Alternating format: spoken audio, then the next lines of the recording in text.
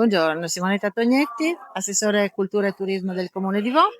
E sì, siamo alla 74esima edizione della festa dell'uva. Il vino viene dopo. Noi oggi festeggiamo la vendemmia e quindi ci sono poi quest'anno è stata una festa particolarmente ricca di eventi collaterali, preceduta anche da un gemellaggio con altre realtà che fanno i carri come a Vo, mettendo i chicchi uno per uno sui carri.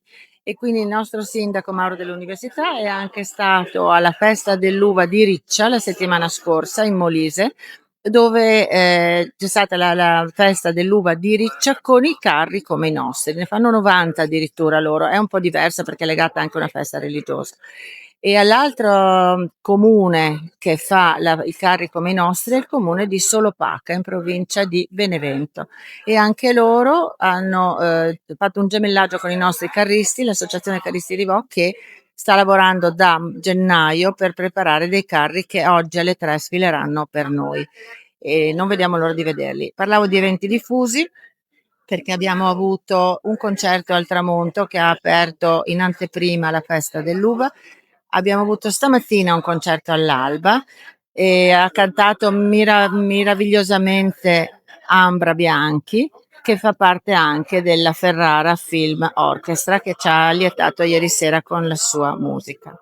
Che dire, altri eventi legati a tutte le arti che abbiamo voluto mettere in campo grazie a Delphi International che ha organizzato questa super festa dell'uva, e quindi l'arte con una mostra, con una pittura estemporanea nelle vigne ieri mattina, premiati 3 artisti ieri pomeriggio, la poesia decantata presso il Consorzio Vini, dove abbiamo anche premiato la nostra Gemma Bellotto, poetessa e scrittrice di ben 87 anni, alla quale abbiamo anche dato una targa alla carriera.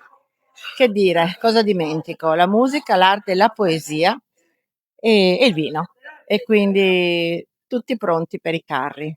Complimenti assessore, a me piace molto questa tua descrizione che hai fatto perché uva, vino, territorio è anche tanta cultura e promozione appunto del territorio. Sì, proprio di territorio, non dimentichiamo Calici in carrozza, un'iniziativa di quest'anno che ha portato con un trenino a visitare il pubblico che si è prenotato per tempo perché i biglietti sono andati a ruba. Abbiamo visitato e sono in viaggio anch'io con il treno questa mattina, 6 cantine dei nostri colli che hanno fatto degustare 3 vini ciascuno a tutti i partecipanti e che sono presenti anche in piazza con le loro casette, perché in piazza Liberazione, non dimentichiamo, abbiamo il villaggio di vino con cantine, 24 se non ricordo male, food e anche oggi, il giorno del clou, espositori hobbisti. Quindi è una festa ricchissima. Complimenti ancora assessore. Grazie, grazie a voi.